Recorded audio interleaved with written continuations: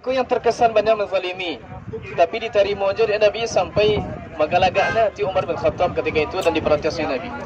Yang keempat kau, kalau ada orang Mekah datang ke Madinah untuk bergabung dengan kaum muslimin tanpa seizin keluarganya, harus balik ke Mekah.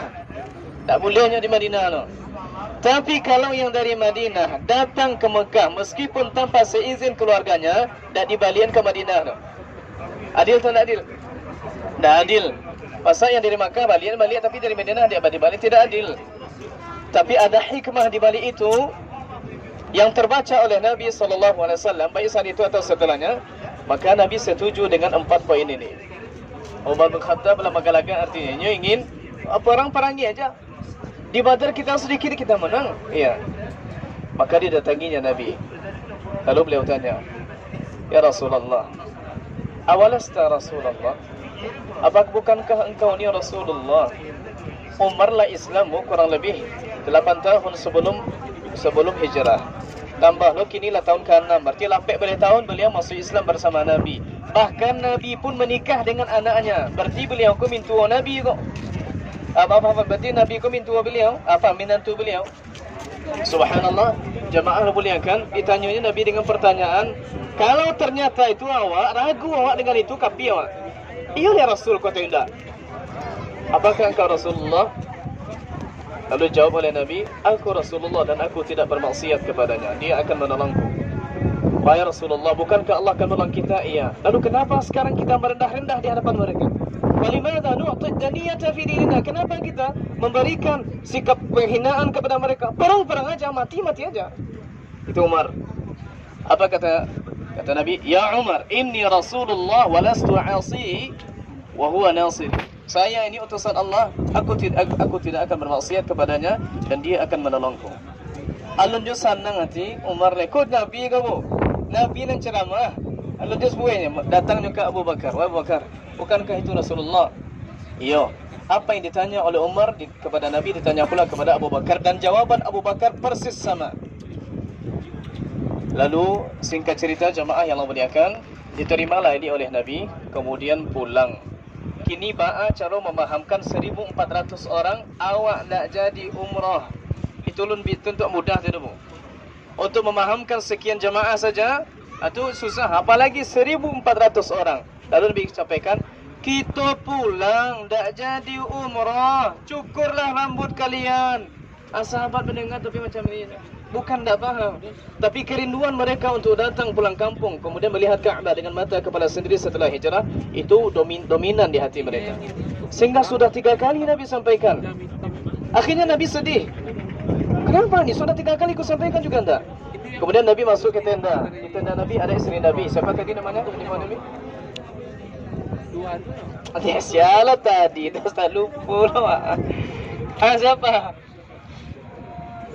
Aywa, jazakillah khairan, liyahnikil ilm. Ummu Salamah. Aku cakap Ummu Salamah, aku hebatnya. Ini boleh jadi untuk bapa-bapa ni. Boleh jadi di suatu saat, di suatu kondisi bapa-bapa tak berdaya, yang jadi pahlawan adalah ibu-ibu.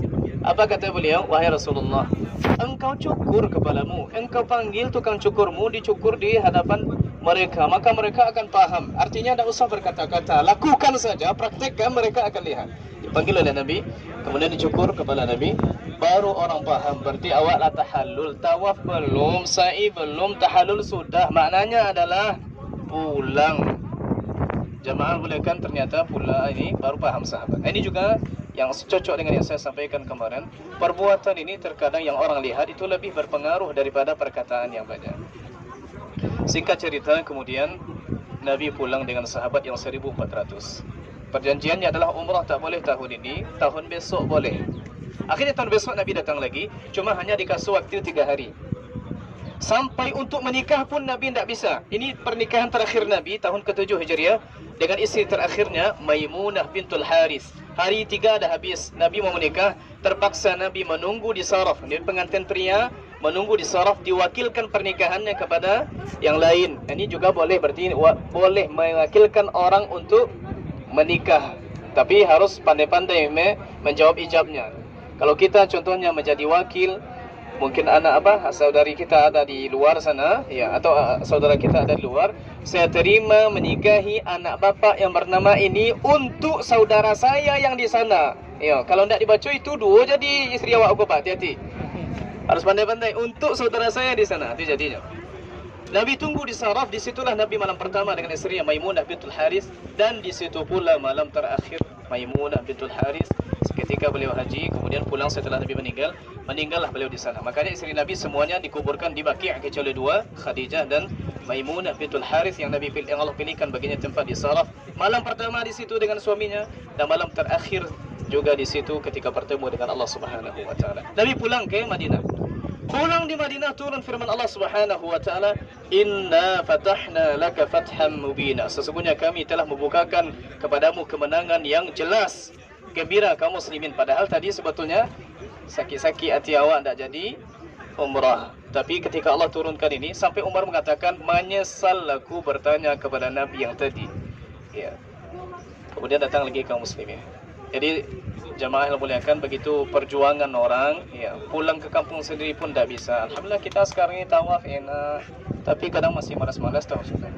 Ya, insyaallah taala coba digiatkan lagi ibadah kita. Ini masih hari sebelum akhir, hari ini bisa digiatkan untuk tahu sunnah, dan ini amalan yang disepakati oleh ulama, dianjurkan untuk diperbanyak sebagaimana dinukil Imam Suyuti dalam kitab Al-Ashbah wal Nadhair. Jadi ini bukan bangunan zaman Nabi, tidak. Jadi tidak usah pula dicoret-coret ini segala macam, tidak usah. Ya, apalagi kalau meyakini batunya ada ininya dan segala macam, tidak ada. Ya, sama aja seperti batu Indonesia. Maka inilah Hudaybiyah yang sekarang nama daerah ini Asy-Syumaisi sekarang. Ya, sebagiannya masuk Syumaisi. Di sinilah kurang lebih Nabi, kemudian Nabi pulang lagi ke Madinah. InsyaAllah kita pulang ke hotel kita. Kalau museum buka kita masuk, kalau tidak kita pulang.